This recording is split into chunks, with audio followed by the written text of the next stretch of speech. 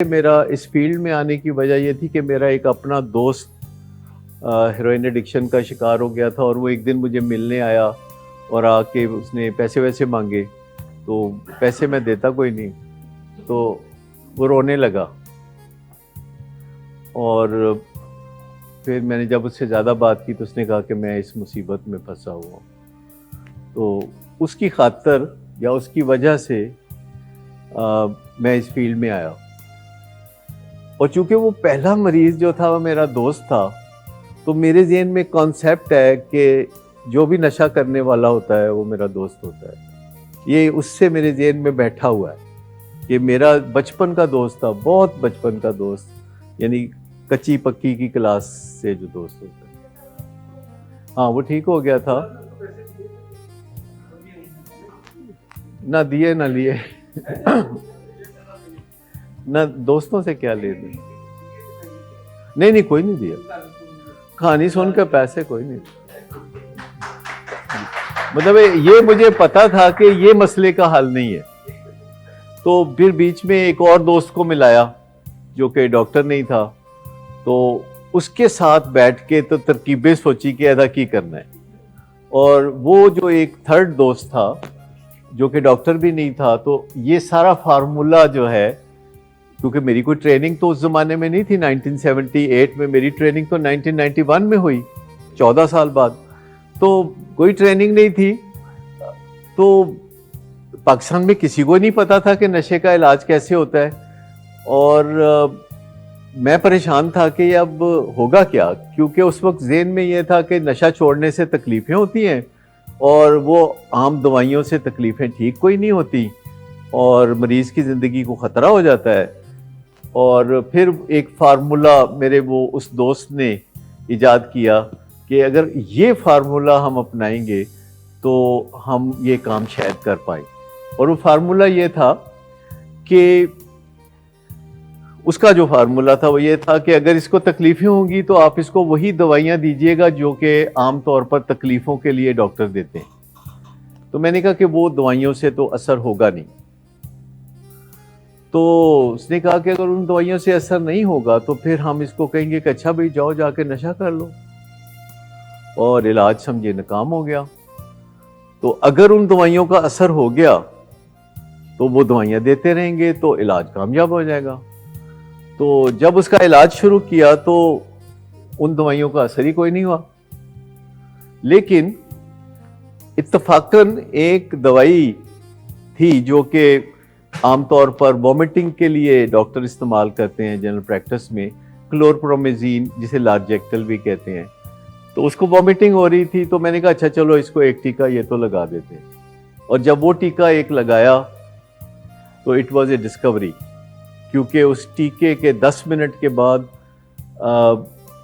ایسے ہو گیا جیسے کہیں آگ لگی ہوتی ہے نا اور وہ بجھ جاتی ہے، ایسے ہو گیا، اور میں اس کو ملنے آیا اوپر کے فلور پہ، اور میں نے دیکھا تو وہ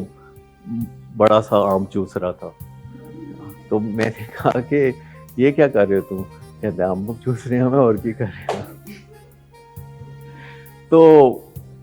میں نے کہا اچھا تو کیسے فیل کر رہے ہو؟ اس نے کہا ٹھیک، کہتا ہے وہ جو ٹیکہ لگوایا تھا نا تو وہ ایک ٹیکہ اور لگا دیا، تو ایک ٹیکہ اور لگا دیا، اور the rest is history. This was a discovery. دنیا میں کہیں پہلے لارجیکٹل کو اس پرپز کے لیے استعمال نہیں کیا گیا تھا، ہاں یس، دنیا میں لارجیکٹل کو اس پرپز کے لیے، کیونکہ لارجیکٹل 20 ایسے سمٹمز کو کور کرتی ہے جو کہ نشے چھوڑنے سے ہوتی ہیں، 20 سمٹمز کو، جس میں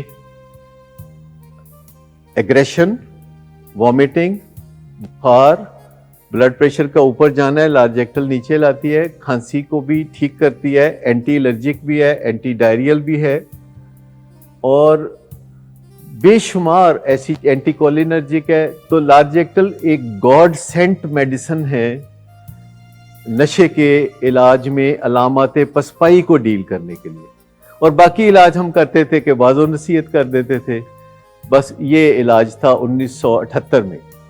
لیکن اصل علاج کی بنیاد پھر 1983 میں ہوئی، جب امریکہ سے ایک لیڈی ڈاکٹر آئی اور انہوں نے ہماری کچھ مدد کی اور نشے کی بیماری کے بارے میں جو کچھ انہوں نے امریکہ میں سیکھا تھا وہ ہمیں سکھایا. اور پھر 91 میں مجھے اپرچونیٹی ملی ٹریننگ کی جانے کے لیے, تو پھر ریسٹ جو ہے اس کے مطابق پھر آگے بہتری آنا شروع ہوئی. لیکن میں آپ کو بتاؤں کہ جب آپ کوئی کام کرتے ہیں نا, پہلا قدم آپ اٹھا لیتے ہیں, تو کوئی نہ کوئی آ جاتا ہے بتانے والا بھی, اور پھر جو کمزوری ہوتی ہے وہ مدر نیچر پوری کرتی ہے, کیونکہ انسان نے ہمیشہ ہی تو چیزیں ایسے ڈسکور کی ہیں, ہر چیز سلولی قدم قدم کر کے. جو لوگ کام کرتے ہیں ان کے دماغ میں آئیڈیاز آتے ہیں. ابھی ہمارے کتنے آئیڈیاز ہیں, یہ لارج ایکٹل کا یوز جو ہے علامات پسپائی کے لیے, یہ اب امریکہ میں ہوتا ہے, یو کے میں ہوتا ہے. نہیں, کاپی رائٹ اس کے کوئی نہیں ہوتے, کاپی رائٹ نہیں ہوتے. سائنسدان ایک دوسرے کے ساتھ شیئر کرتے ہیں چیزیں, اور آپ سمجھے کہ یہ جو ٹچ اینڈ گو میٹنگز ہیں ان کو بہت اپریشیٹ کیا جاتا ہے امریکہ میں. امریکہ میں اب یہ بہت پاپولر ہے ٹچ اینڈ گو میٹنگ, اور یہ بہت ہی ایک سائنٹیفک میتھڈ ہے پیشنٹ کو صبر دلانے کا, ڈیسینسٹائزیشن کرنے کا, کہ جس میں اگر ہدایات پہ پوری طرح عمل کیا جائے تو 90% بہتری آنا شروع ہو جاتی ہے. باقی پھر دواؤں سے یا دیگر چیزوں سے بہتری آتی ہے. میں ہمیشہ کبھی کبھی کہتا ہوتا ہوں کہ جیسے ہم سب بیٹھے ہوتے ہیں, اس کو ہم ٹرائنگولر میٹنگز کہتے ہیں یا اسٹیک ہولڈر سیشن کہتے ہیں, جس میں پیشنٹس ہوتے ہیں, ان کی فیملی ممبرز ہوتے ہیں, اور سارے بیٹھ کے بات کر رہے ہوتے ہیں. یہ بھی یونیک ٹو ولنگ ویز ہے. یہ بھی بہت سارے سینٹرز میں دنیا میں اب آغاز ہونے جا رہا ہے اس کا. اور سب سے پہلا انڈیا کے اندر ایک امرتسر میں بھاٹیا سیکیٹرک ہاسپٹل ہے, وہ اس کو اپلائی کر رہے ہیں ہماری مدد سے. تو سائنسدان ایک دوسرے کو بتاتے ہیں, وہ کچھ چھپاتے نہیں ہیں چیزیں. تو آپ جس پروسیس کا حصہ ہیں, اس میں منڈے کو کچھ لوگ آتے ہیں جن کو 2 سال ہو گئے کم از کم اس قسم کی ٹریننگ میں. تو منڈے کو پینٹاگون سیشن ایک ہوتا ہے شام 5 بجے, جس میں ہم میں سے کوئی پروفیشنل نہیں ہوتا. تو اگر آپ کچھ ایسے لوگوں کو دیکھنا چاہتے ہیں کہ جن کی باتیں سن کے آپ کو لگے کہ وہ مشمائلہ کی طرح بات کرتے ہیں یا ڈاکٹر اعجاز کی طرح یا میری طرح, تو وہ منڈے کو آپ کو ایسے لوگ, وہ فیوریٹ سیشن ہے کیونکہ اس میں آپ کو بہت ساری ایسی بات چیت مل جاتی ہے. پیشنٹس اور فیملیز کے لیے ایک سوال میں آپ کو پوچھنا چاہتا ہوں کہ جب کسی پیشنٹ جو انڈور رہتا ہے اور اس کی فیملی کو ہم ٹرین کرتے ہیں کہ جب یہ آؤٹ ڈور چلا جائے گا تو آپ نے کچھ سٹینڈز ہیں ان کو فالو کرنا ہے, مگر وہ اپنے جذبات کی وجہ سے اور محبت کی وجہ سے وہ سٹینڈ توڑ دیتے ہیں. اور پہلے بھی ایسا ہوا ہوتا ہے کہ جب اس پیشنٹ کے لیے انہوں نے سٹینڈ توڑے ہوتے ہیں تو بہت تکلیف اس پیشنٹ نے بھی اٹھائی ہوتی ہے اور پیرنٹس نے بھی, اور وہ پھر بھی ایسا بار بار کرتے ہیں. ان کے لیے آپ کیا کہیں؟ یہ ایموشنل اسٹرینتھ چاہیے نا, ایموشنل انٹیک. یاد رکھیے کہ ہمارے بہت سارے جذباتی بوجھ ہوتے ہیں جو ہم نے اٹھانے ہوتے ہیں. جذباتی بوجھ, اپنی اولاد کو بیمار دیکھنا ایک بہت بڑا جذباتی بوجھ ہے. آپ نے کبھی دیکھا ہے مائیں ٹیکا بچے کو لگواتی ہیں تو منہ ایسے کر کے ڈاکٹر کو کہتی ہے لگا دے ٹیکا, دیکھتی کیوں نہیں؟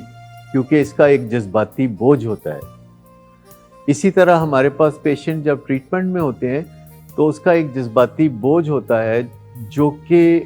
اٹھانا پڑتا ہے, اور کچھ دن ایسا کرنے سے نروز تگڑے ہو جاتے ہیں اور وہ جذباتی بوجھ جو ہے وہ اٹھا لیتے ہیں.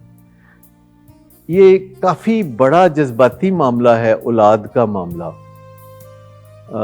بیوی یا خامد کا معاملہ بھی بہت جذباتی معاملہ ہوتا ہے, لیکن ماں باپ کا اور اولاد کا جو رشتہ ہے, جس میں